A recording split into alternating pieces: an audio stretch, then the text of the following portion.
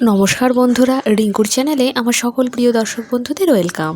আজকে আমি আপনাদের সাথে বসন্তের স্পেশাল একটি রেসিপি শেয়ার করছি। আমার আজকের রেসিপি নিম বেগুন ভাজা। নিম পাতার তেতো স্বাদ এবং বেগুনের মিষ্টি স্বাদ দুটো একদম মিশে গিয়ে একটা নতুন রকমের রেসিপি আপনাদের সাথে শেয়ার করছি।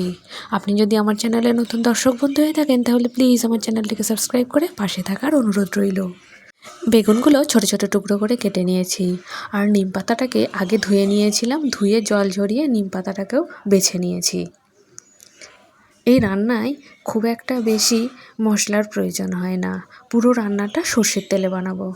কড়াটা খুব ভালোভাবে গরম করে নিয়ে ওর মধ্যে দিয়ে দিচ্ছি খাঁটি সর্ষের তেল। তেলটা গরম হয়ে গেছে, এরপর প্রথমেই নিম পাতাগুলোকে ভেজে নেব। আমার এই ঘরোয়া রেসিপিগুলো আপনাদের কেমন লাগছে অবশ্যই কমেন্টের মাধ্যমে আমাকে জানাবেন। নিম পাতাটা ভাজার সময় গ্যাসের ফ্লেমটা একদম মিডিয়ামে রেখেছি।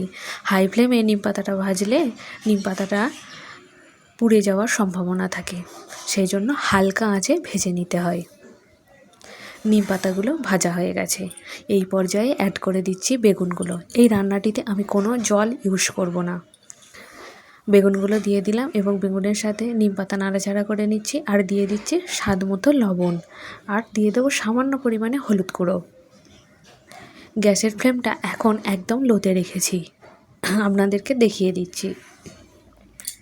দেখুন, গ্যাসের ফ্লেমটা একদম লোতে করে দিলাম। ঢাকা চাপা দিয়ে সেদ্ধ হওয়া পর্যন্ত অপেক্ষা করব। বেগুনগুলোও ভীষণই কচি এবং টাটকা, তাই সেদ্ধ হতে খুব একটা বেশি সময় লাগবে না।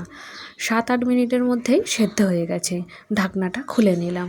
দেখুন, আপনারা আশা করছি দেখেই বুঝতে পারছেন বেগুনটা 85% মতো সেদ্ধ হয়ে গেছে। এরপর হালকা নাড়াচাড়া করে নিচ্ছি। আস্তে আস্তে বেগুনগুলো ভাজা হয়ে যাবে। দুদিকটাই একদম বেশ লাল লাল করে ভেজে নিচ্ছি। এটা গরম ভাতের সাথে প্রথম পাতে খেতে ভীষণ ভালো লাগবে। নিম পাতা খাওয়া আমাদের স্বাস্থ্যের পক্ষে ভীষণ উপকারী, বিশেষ করে এই বসন্ত ঋতুতে। গ্যাসের ফ্লেমটা অফ করে দিলাম। এবার স্ট্যান্ডিং টাইমে ঢাকা দিয়ে রেখে দিচ্ছি। 15 মিনিট বাদ ফিরে আসছি। দেখুন, বেগুনটা সম্পূর্ণরূপে সেদ্ধ হয়ে গেছে এবং বেশ লাল লাল করে ভাজা হয়ে গেছে। এবার আলাদা একটি পাত্রে পরিবেশন করছি। গরম গরম ভাতের সাথে পরিবেশন করুন বসন্তের সেরা রেসিপি নিম বেগুন ভাজা। আজকে এই পর্যন্তই। আবার আপনাদের সাথে দেখা হবে অন্য একটি পর্বে, অন্য একটি নতুন রেসিপির সাথে। ততক্ষণ আপনারা সকলে সুস্থ থাকবেন, সাবধানে থাকবেন এবং আমার পাশে থাকবেন। আর আমার এই রেসিপিগুলো যদি আপনাদের ভালো লেগে থাকে প্লিজ একটা কমেন্ট করবেন। আপনাদের মূল্যবান মন্তব্য আমাকে নতুন নতুন ভিডিও বানাতে অনেকটা আগ্রহী করে তুলবে।